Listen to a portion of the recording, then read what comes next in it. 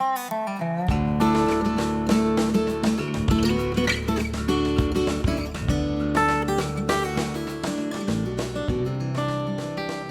been at my table and you've seen the reactions people come down the aisle at the coin shows, and they stop at my table and say, they ooh and ah and say wow, and remark that they've never seen anything like this.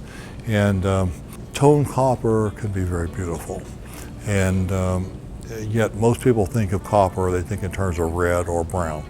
They don't realize that some of the proof coins, because of the fact they were stored in envelopes and left in envelopes for many, many years, took on beautiful colors.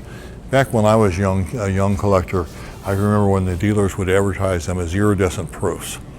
But we've kind of gotten away from the iridescent adjective now, but still there are toned Indian pennies that are red, some that are orange, some that are green, some that are blue. They're all different colors, and because of the way they were stored.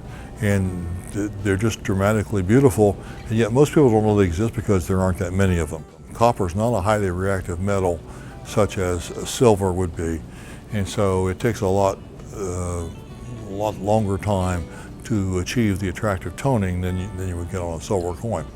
What I found was that, first of all, when people see those coins, they fall in love with them. So as a dealer many years ago, when I was running monthly price lists, I would buy a toned Indian penny anytime I could find it, because I would tell my customers it was the cheapest neat coin they could buy. They should just buy them and put them away. Well, after a while, I started saying, well, Larry, if you really believe that, which I did, you should just put them away for yourself too.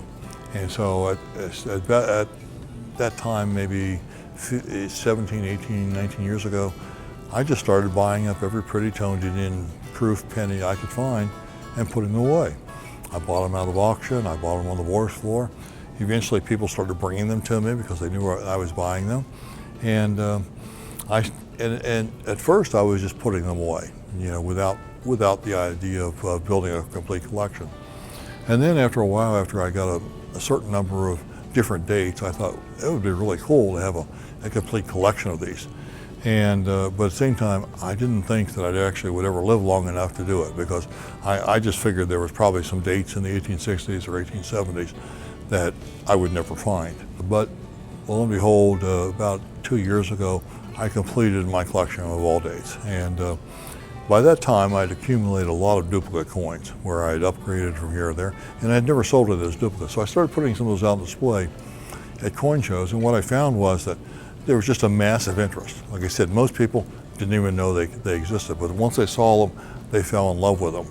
It's the only area of numismatics where a beautifully toned coin sells for less than an untoned coin.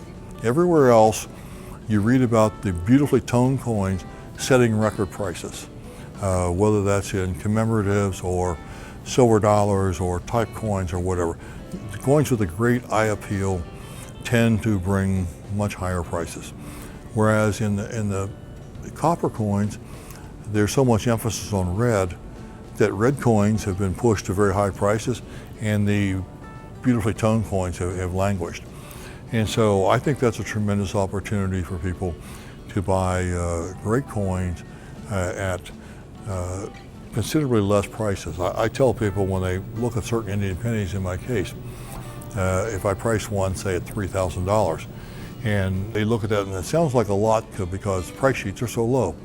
But I tell them, well, that's a date where there were barber dimes, barber quarters, and barber halves made. And I can probably, over the course of a year, find you 100 barber dimes, quarters, or halves of that date with pretty toning, because they come beautifully toned. And you're going to pay more than $3,000 for every one of those, without hesitation. But I might, in a year, not be able to find you one single penny like that. So on a comparative basis, I think they're still very undervalued. They're just gorgeous to look at. If you look at the populations, we're so conditioned now to looking at the PCGS population and saying, oh, there's only 50 of these coins, that's a low pop coin. Well, you look at a lot of these pennies, there's only 4 or 5 of these coins.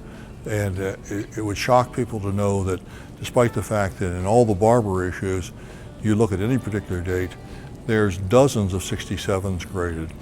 And if you look at the Proof Indian pennies, you'll find that almost half of the series, there isn't a single Proof 67 coin graded, other than just the 2 or 3 dates that come particularly nice.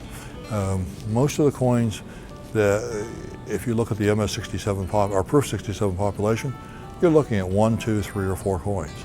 And that, in any other series, that would be considered extremely rare. But in the pennies, you can buy an absolutely gorgeous, monster, beautiful coin with an extremely low population at still a very affordable price.